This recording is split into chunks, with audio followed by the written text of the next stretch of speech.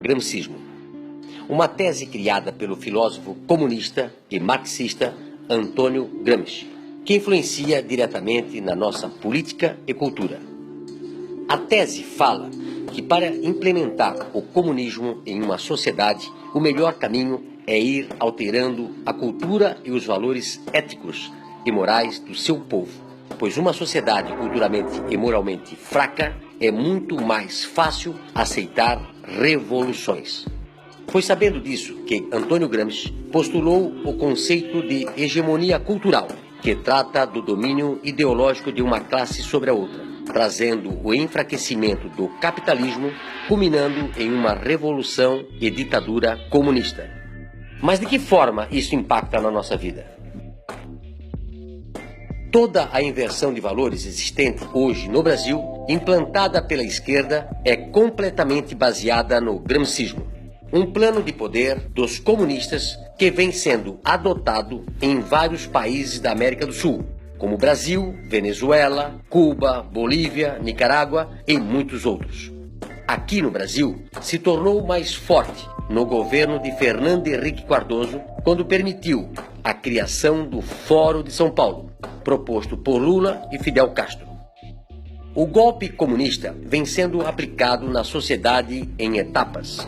Tudo começa com um governo populista que implanta assistencialismo, criando bolsas e planos familiares com o objetivo de controlar a classe pobre e garantir votos de cabresto na próxima eleição. Ainda nesta etapa, os governantes promovem o inchaço da máquina pública, com o aumento de cargos públicos para fidelizar em torno de 4 votos por grupo familiar. Manipulam os meios de comunicação para que todos recebam dinheiro do governo, ficando assegurada a publicidade oficial, com notícias distorcidas para manipular a população.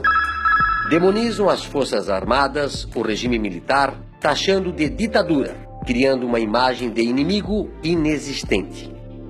A corrupção é algo comum no círculo de amigos do governo, que estão protegidos pela impunidade. A delinquência, a falta de segurança, são outros fatores que ajudam a prejudicar os que são contra o sistema. São criadas leis que prejudicam a ação policial e beneficiam os infratores. Os mesmos que incentivam a separação entre a sociedade promovem ocupações de terras públicas e privadas e se beneficiam depois cobrando aluguel dos pobres que começam a residir nos espaços. O nível educacional da população passa a ser muito baixo para que o povo se mantenha na ignorância sob o controle do governo. Ainda na educação, os governantes criam novas universidades que promovem ensinamentos distorcidos a grupos que sustentem ideologicamente o sistema comunista.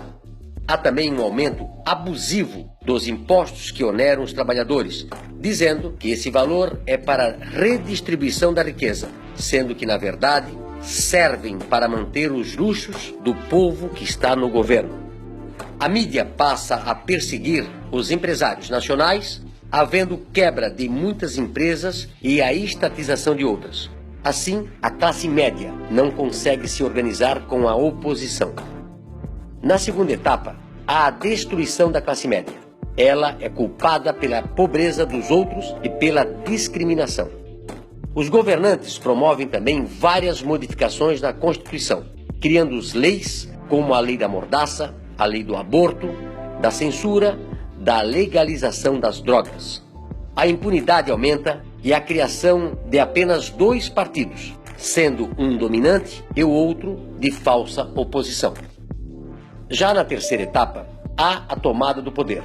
Os grupos de choques estarão presentes em atos do governo, coibindo as manifestações da oposição e fim da liberdade de expressão. Ainda há tempo.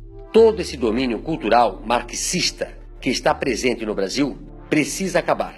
Essa doutrina ideologicamente perversa pode sim transformar o Brasil em uma Venezuela.